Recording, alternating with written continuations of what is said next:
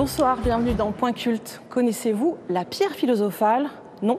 Eh bien, c'est le thème du Secret des secrets, une nouvelle pièce du metteur en scène Benoît Solès qui sera notre invité dans quelques instants.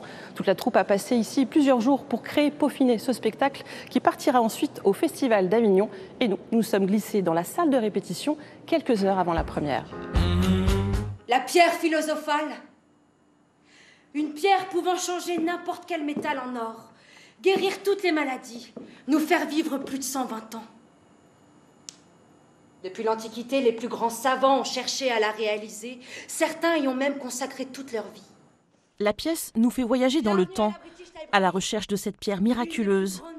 À Londres, une historienne découvre un étrange manuscrit dans l'immense bibliothèque.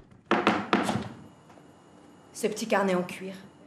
Un livre que personne n'avait eu l'idée de lire ou de relire. Mégane et un trio d'amis vont chercher à élucider ce mystère qui permettrait aussi de réparer un accident dramatique. Noir, blanc, jaune, rouge. 4 couleurs pour une pierre, 1036 à 38. C'est limpide? C'est une blague. C'est une référence? Quoi? La référence d'un livre à la British Library? Quand j'étais petite, je rêvais d'être Hermione Granger, voilà, de parcourir les livres, d'être un peu une... comment dire, voilà, une scientifique, mais un petit rat de bibliothèque, etc. Et j'ai eu l'impression de vivre un peu mon rêve d'enfant en interprétant le rôle de Mégane, comme ça. À l'aide de documents authentiques projetés sur scène, la pièce nous plonge dans l'histoire et les secrets de l'alchimie. Une science ésotérique qui mélange les symboles chimiques, l'astrologie, le religieux et qui s'amuse à brouiller les pistes pour que ce pouvoir ne soit découvert que par des initiés. Recette de la pierre philosophale? Et si on avait découvert le secret? Alors, je voudrais pas casser l'ambiance, hein. Mais regardez la suite du texte.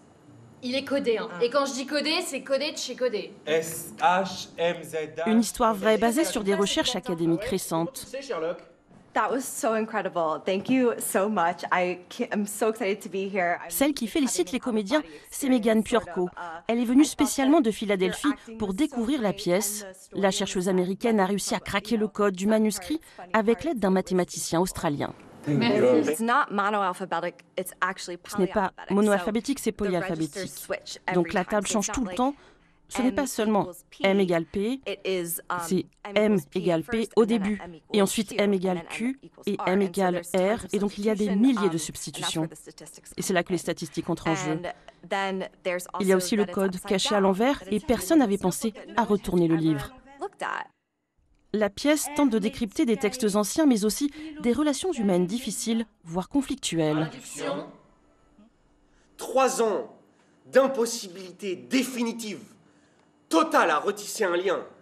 Tel père, tel fils. Il y a une sorte de quête qui joint la quête de la pierre philosophale, et c'est à mon avis d'ailleurs tout le propos de la pièce, qui est de dire que c'est des quêtes qui sont aussi peut-être parfois intérieures, et que cette recette du bonheur, elle est peut-être plutôt en nous qu'à l'extérieur, quoi. Bonsoir Benoît Solès. Bonsoir. Comment vous avez eu cette idée folle de mettre sur scène la pierre philosophale? En lisant le journal. En fait, je vois un article. On a décrypté la recette de la pierre philosophale. Alors, comme j'étais un peu dans le cryptage avec Turing, évidemment, ça m'intéresse. La machine de Turing, votre précédente pièce. Exactement. Primée 4 fois au Molière. Ouais. Bravo. Et je me dis, tiens, comme le cryptage m'a réussi, regardons ce qui se passe de ce côté-là. Et c'est l'histoire, cet article parle l'histoire d'une Américaine, chercheuse en histoire, qui a découvert un petit carnet à la British Library qui contient une recette codée de la pierre philosophale. Tout est venu de cet article qui a un peu excité tout le petit monde de l'alchimie, des codes et tout ça. Et on est rentré en contact, on s'est parlé et tout a commencé. Vous, c'est vraiment quelque chose qui vous intéresse, les mathématiques, les sciences et votre formation, ou pas du tout? Pas du tout, je suis l'opposé, je suis un littéraire et un artiste. Je ne sais pas pourquoi il y a cet attrait pour ça. Je pense que ça confine à quelque chose lié à l'enfance.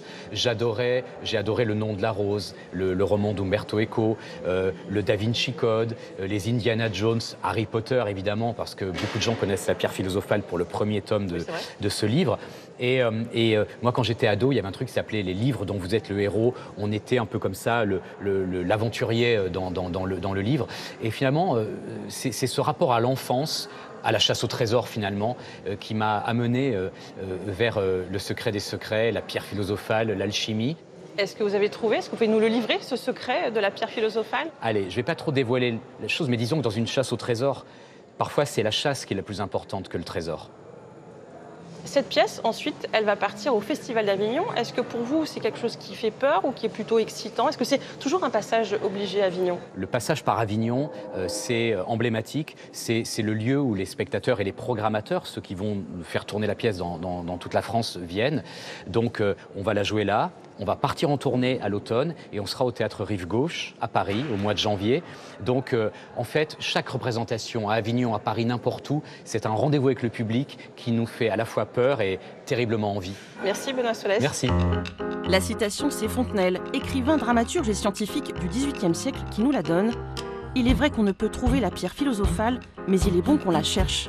Bonne soirée, bon spectacle.